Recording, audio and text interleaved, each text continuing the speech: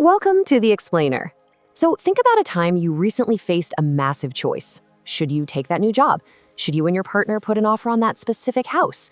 We literally make dozens of decisions every single day, from the totally mundane to the absolutely life-altering. Yet so often we end up feeling anxious or regretful about the paths we choose. Well, today, we're diving into a transformative text that introduces a beautifully simple system. It's designed to help you avoid those common decision traps and make much clearer, more confident choices. We're going to fix that decision anxiety by exploring the exact framework that separates the great decision makers from everybody else. Let's jump right into a core premise that I actually found incredibly reassuring. Most bad decisions don't come from a lack of intelligence. They come from a flawed decision-making process. Think about that for a second. It's not about your brain power. Your bad choices aren't a result of a bad brain. They're simply the result of a flawed process. A lot of the time, we're just using the wrong mental tools for the job. And the best part is, once we realize that, we can easily swap them out for better ones. So what is the real decision problem? And where exactly do people get it wrong? To fix our process, we first need to expose the fundamental misunderstanding we all seem to have when staring down a really tough choice. The crucial point here is that when we get stuck, our default instinct is to assume, man, I just need to think harder. We spin our wheels in the mud, we burn so much mental energy, and we stress ourselves out to the absolute point of exhaustion. But the real solution isn't thinking harder. It's that you actually need to think more systematically. Effort is not the issue here. It's your mental operating system that needs an upgrade. Before we can build that brand new systematic process, we need to uncover the 4 hidden decision traps that are actively sabotaging our thinking. Trap number 1 is narrow framing. This basically means unconsciously limiting your options right from the start. We put blinders on. Instead of looking at the full landscape of possibilities, we artificially restrict our choices. For example, we'll usually boil a really complex situation down to just 2 options, like asking, should I quit my job or not? That completely misses the wider picture. What about asking for a transfer to a different department, or maybe a schedule change to improve your work-life balance? Next up is confirmation bias, which is looking only for what supports your belief. It is honestly amazing how easily we all fall into this one. We make a gut decision instantly, and then we spend all our time hunting for data that conveniently proves our gut right, all while actively ignoring any evidence that suggests we might be making a terrible mistake. Basically, we seek out an echo chamber instead of the truth.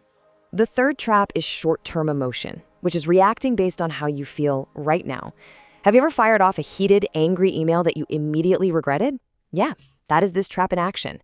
This is where we let our immediate, temporary feelings dictate a permanent reaction. We lose absolutely all perspective because we're entirely consumed by the frustration or the excitement or the fear we're experiencing in that exact second. That raw emotion fades pretty rapidly, but the consequences of that rush decision, those stick around. Finally, there's overconfidence. This is thinking you're way more certain than you actually are. Have you ever been absolutely positive about how a project was going to go, only to have it totally derailed by things you didn't foresee? We boldly predict exactly how things will play out, completely forgetting that the world is inherently unpredictable. And that blind confidence prevents us from preparing for the very real possibility that things just won't go our way. All right, so now that we know what's clouding our judgment, let's move on to the WRAP method solution. This is the systematic approach we've been waiting for. It's a beautifully simple 4-step framework. Widen your options, reality test your assumptions, attain distance before deciding, and prepare to be wrong. This is specifically designed to neutralize those exact 4 villains we just exposed. Every single step here is a direct counterattack to narrow framing, confirmation bias, short-term emotion, and overconfidence. Let's break down exactly how to use each of these steps in practice. Starting with the W in WRAP, which stands for widen your options. This cures narrow framing. We have to stop asking either-or questions like, should I do this or not? That traps us in an artificial box. Instead, we have to completely change the prompt to, what are all my options? We need to force our brains to look past the obvious and uncover alternative paths, combinations, and compromises that we just haven't even considered yet. Moving right along to R, which stands for reality test your assumptions. This tells us to look for hard evidence, seek opposing views, and truly test your ideas. It is the ultimate cure for confirmation bias. You can never fully trust your first thought. Instead, you've got to actively try and find the flaws in your plan before you commit. This might mean pulling in a skeptical coworker to play devil's advocate and poke holes in your strategy, just to ensure you're operating on hard reality rather than wishful thinking. To counter short-term emotion, we move to A, attain distance before deciding. Try using the 10-10-10 rule. It's brilliant.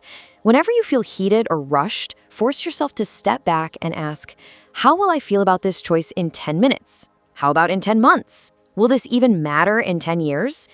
This kind of mental time travel instantly strips away the blinding power of short-term emotion and brings true perspective right back to the table. Finally, the P tells us to prepare to be wrong. This involves planning for what could go wrong and exactly how you will respond. This absolutely kills overconfidence. It forces us to accept the really uncomfortable truth that, hey, we won't always be right. Instead of just blindly hoping for the best, we must actively plan for failure.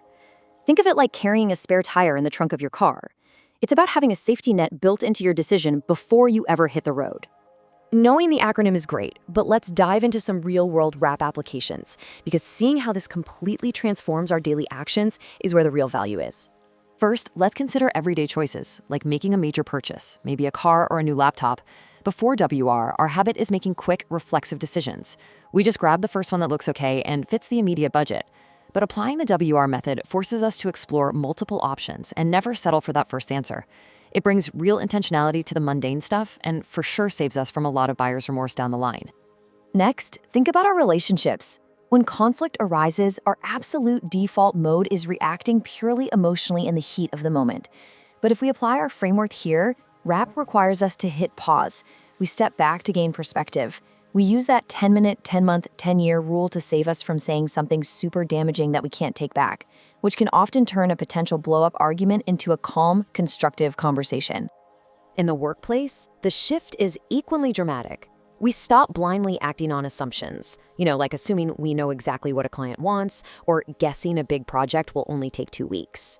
Instead, we pivot to actively testing our thinking and gathering real data. Maybe we run a small pilot test or launch a beta version to reality test those assumptions before allocating massive amounts of time and money to a full rollout. And for financial decisions, the stakes are incredibly high.